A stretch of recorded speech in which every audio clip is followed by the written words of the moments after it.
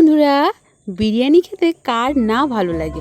এমন কোনো মানুষ নেই যার বিরিয়ানি খেতে ভালো লাগে। আর সেই বিরিয়ানি যদি হয় ঘরোয়া পদ্ধতিতে সুন্দর করে বানানো, তাহলে তো কোনো কথাই নেই, একেবারে দিনটার সাথে সাথে খাওয়াটাও জমিয়ে হয়ে যায়। তো হ্যালো বন্ধুরা, কেমন আছো সকলে? আশা করি সকলেই ভালো আছো, সুস্থ আছো। আমিও ভালো আছি।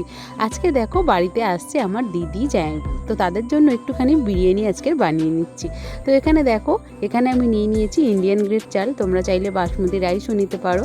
তো যে বিরিয়ানির চাল যেমন নিতে পারো সেটা নিয়ে অবশ্যই সেটাকে ভালো করে জল দিয়ে ধুয়ে ভিজিয়ে রাখতে হবে। তো চালটা আমি ভালো করে জল দিয়ে ধুয়ে পরিষ্কার করে নিয়ে তারপরে দেখো চালটা ভিজিয়ে রেখে দিলাম কিছুক্ষণের জন্য। দেখো মাংসটা আমি এখানে ঢেলে নিয়েছি, এবার মাংসটা ভালো করে সুন্দর করে ধুয়ে নিতে হবে। মাংসটা দেখো ধুয়ে মুছে পরিষ্কার করে নিয়ে চলে আসলাম। আর বিরিয়ানির মাংস মানে ম্যারিনেট করে প্রায় আধা ঘন্টার উপর রেখে দিলে তাহলে মাংসটা কিন্তু মানে চিকেনটা খুব সুন্দর সেট হয়ে যায় সমস্ত মশলার সাথে। তো দেখো আমি এখানে এই যে লঙ্কার গুঁড়ো, হলুদের গুঁড়ো, লবণ আর দিয়ে দিলাম পরিমাণ মতন টক দই। তো আমার এখানে 2 কেজি মাংসের জন্য একেবারে 1 প্যাকেট টক দই পুরোটাই আমি দিয়ে দিলাম। সঙ্গে সামান্য একটু সর্ষের তেল দিয়ে দিচ্ছি, তোমরা না চাইলে তেলটা স্কিপ করতে পারো। বাকি মশলাগুলো কিন্তু ভালো করে ম্যারিনেট করে নিতে পারো। আমি একটুখানি সর্ষের তেল দিলাম, তাহলে কিন্তু টেস্টটা আরও ভালো হবে। আর ম্যারিনেট করে রাখা চিকেনের মধ্যে সমস্ত মশলা কিন্তু এই আধা ঘন্টা 1 ঘন্টার মধ্যে পুরো ভালো করে সেট হয়ে যাওয়া চিকেনটাকে আমি দেখো কড়াইতে সমস্ত মশলা পাক করে এবার কিন্তু এর মধ্যে আমি অ্যাড করে তারপরে ভালো করে নেড়ে চেড়ে কষিয়ে নেব।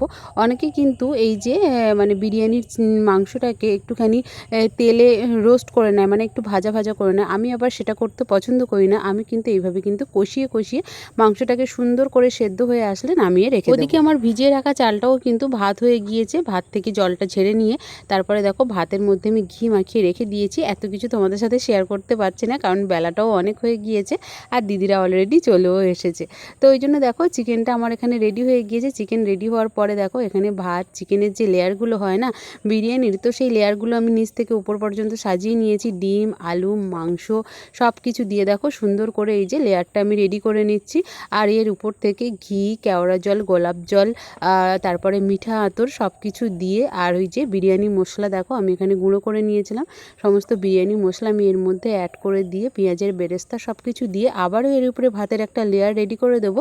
দিয়েই তারপরে দেখো তাওয়া আমি বসিয়ে দিয়েছি গ্যাসের মধ্যে। তো ওটা ফ্রি হিট করে তারপরে একদম লো টেম্পারেচারে আমি কিন্তু এই বিরিয়ানিটা দমে দিয়ে দেবো। বিরিয়ানি দম মানে একেবারে পুরো আধা ঘন্টা থেকে 40 মিনিটের মধ্যে বিরিয়ানির দমটা আমার হয়ে যাবে।